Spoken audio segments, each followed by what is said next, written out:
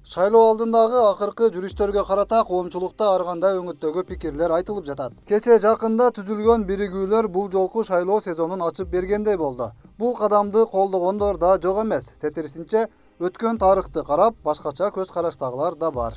Илгертен булар келейдат. Şu demokratiya түптөлгөндөн тартып, şu 10-cı жылга чейин ап келди. Ага чейин экөөнү куушту. Bu uaqtılı hükümetте түзүлгөн бұл uaqtılı бәләкәттер екен да. Елдің башына салған бәләкәттер екен бұлар. Жегенін жеп атат, қамалғаны шығып атат. Ең анысы боп тұр, қоямай жаштарға берейлі дебестен Жанар Акаевтың башын адаштырып. Ошол аркылуу бұлар бір бәле болып жетіп қалыш керек дағы. Жанар Акаев қалат жолда да, алданып атат. Бұларды эми жок кылыш жолу елдің өзүндө қалды да. Ел мындай тура түшүнүп, biz шунча жылдан бери шуларга жедирдик. Анан бу кайта эле карышкырларга алдата берсеге ел бу Кыргызстанды жеп бүтөт го. Иштеге калбады уже. Мына кумтор деп коюп, Садыр Жапаров не за что отурат. Мына Сарыйып келип атат. Ол Чолпон ата Бишкек жолунан канча чуулуу сөздөр чыкты. Нары барып, bir жерде жүрүп келип эле, şu дагы политика тыгылып атат. Баякы карышкырлар. Эми шуларды жок кылыш үчүн элде калды да. Ел акчасын алданбай. Кой, şu кыргыз элибиз бул түгөнүп кетип атат. Шулар жеп бүтүп атат бизди кыргыздарды, кыргыз элин. Чегаранын маселесин чечпесе, башканы чечпесе, Епте өлüşürge barıp oturup olgan bolsa özlerinin biznesi, özlerinin murunku ve mafyası menen geçse. Elдің талабы ушул. Biz elibizди укканга милдеттүүбүз. Bu eldi aldap бүтү. Жанар Акаевга мен айтып коем. Жаштардын эмес, сен şu биздин возрастта карылардын дагы каргышына калып кетпегин шулар сүдүрөп барсаң, сени эл каргап жүрүп өлтүрөт. Чын. Ben şunday da oylayım da. Шайлоого карата бийлик тарапта албетте жөн эле карап отурган жери жок. Өздөрүнүн ири пландары менен конкреттүү 2-3 партияны алга сүрөп жатканы тууралуу маалыматтар ачык эле айтыла баштады. Булардын ким экендигин көзгө сайып көрсөтүшүбүз керек. Булар ууру, кески Кыргызстан түгөткөн адамдар. Мурункулар да түгөткөн. Булар кийинкилери. Бүгүн шайлоого шу элимден бир сурам келет элем. Кайсы партия? Партияда кимдер бар? Шул 120 депутат эгерде ошонун ичинде болсо шайлабашыбыз керек да. Ход биримдиги болобу, мекеним Кыргызстаны болобу, Кыргызстаны болобу, ата мекени болобу, бардыгына биз бойкот уюштуруп, шайлоону болдурбай, депутаттарсыз эле жашасак болот биз.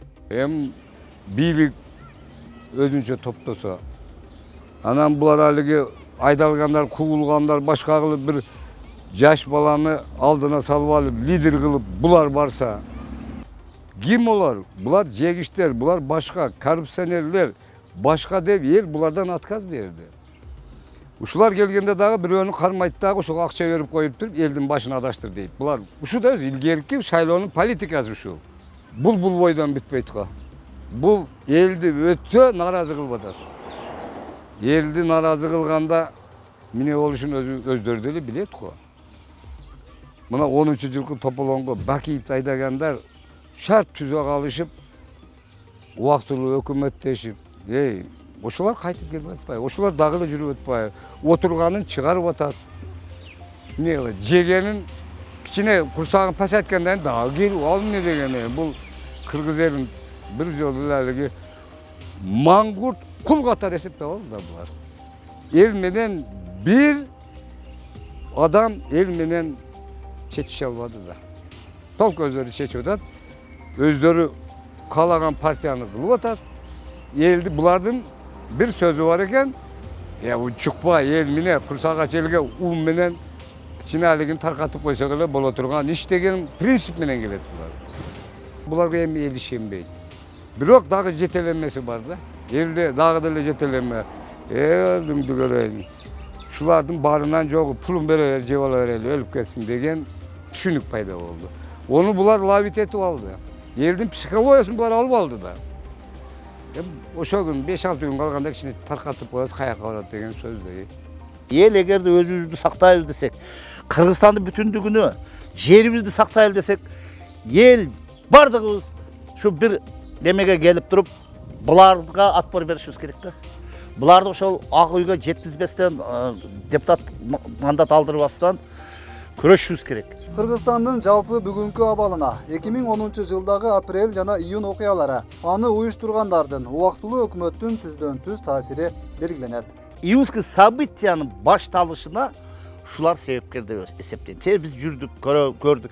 Себеп эмне үчүн дегенде өзбек сепаратисттеринин, өзбек саясатчылары ал жерде 12 депутат болгон. Билебиз, Кадыр Батыров, баягы Оштуктары бар, Салахидинов дегендер бар, булар Караматхан дегендер бар.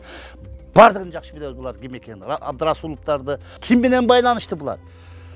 Булар ошол революциядан кийин ак үйдө отуруп калгандыгы чейин көргөнбүз. Аны юристтери өздөрү мына бүгүн ошол бардык азыркы болуп жаткан экономикалык кризистер, эл аралык уруштар, талаш тартыштар, кадрлардын туура эмес отурушу бүгүнкү ошол убактылуу өкмөттүн куюп кеткен пайдабанын негизинде болуп атат да.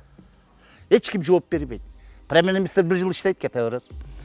Жоопкерчилик жок. Мына Темирсарыев 2 миллиард Каракорумдан жеди, Каракорум жолунда. Ким жооп берди? Эч ким жооп берген жок, 2 миллиард жок. 6 миллиардты жантыры сатып алды, дирекциянын баягы турак жай июньский события курулган үйлөрдөн жеди. Аны эч ким сураган жок. Ким сурап атат? Алар иштен кетет, ошо менен кутулуп кетишип атат.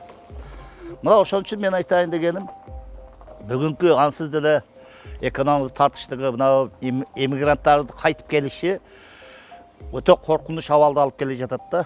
Себеби эмне дегенде, кандайдыр бир адамдардын ичинде нараазычылык күчөп кетти. Эл арасында күзүндө өтүшү керек болгон шайлоого карата өткөн жылдарга салыштырмалуу көз караштар өзгөргөнүн да байкоого болот. Жок, катышпайм.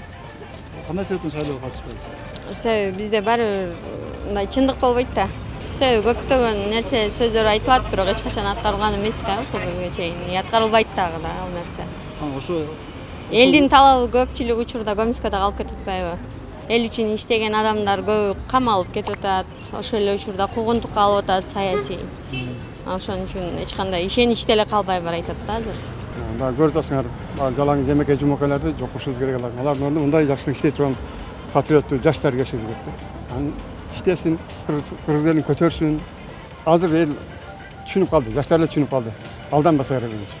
Биринчи жакшы алдыга коюп коет экен лидерлерин, анан кийин аркасындагыларга эл билбей деген да. Ошону тизмени бардыгын ошо боло тургандардын бардык тизме менен болсо ошондо жакшы болмок. Ким экенин билет да. Азыр эми баягы мурунку кичине 5-10 сомго кызыкпай эле калды го көбүнчө. Уже билинип калды ким кандай экени. Ал эми бийликке татыктуу кадрлардын тартылбай жатышы, аларга карата тетирисинче бут тосуулар, камоолор сыяктуу саясаттын колдонулушу тууралуу мындайча пикирлер билдирилет. Камчы ташыйып ушунчалык патриот адам немесе буга минизер депутат болбосо азыр. Тополоң болгон жерге элим деп төшүн тосуп барат го. Садыр Жапаров элин миллион бергенде ham албай койду го. Мен элимин акчага сатпайм деп. Ушуга окшогон эсептелүү 5-6 эле адам бар. Ушулар бийликке барып калса, Кыргызстанды Кудай кааласа ушу бир гүлдөтө турган балдар да. Ушуларды жакындатпай турат да. Эми буларды только эл сүрүп, эл ошол жака сүдүрүп апарып отургузмайынча булар жакындатпайт. Ар шылтоо таап тээп тура беришет да. Себеби булар элдин адамы да. Эл патриот адамдар булар.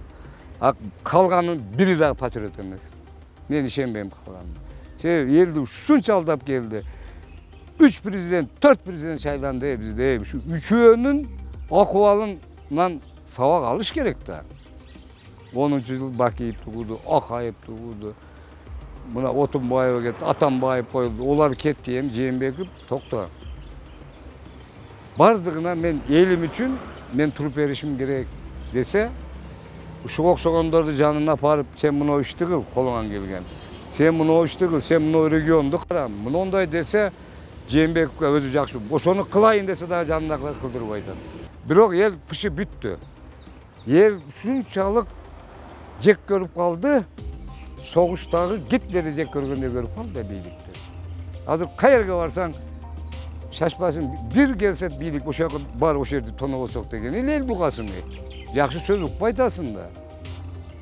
Жақсы olsa ilgerki zamandan padişasına karşı söylüyor. Padişasına başka. Sebebi oşol padişah уважение заслуживает de елді korgoyt, елді сактайт. Өткүрбек Рахманов, Акниет Кеңешев, Регион.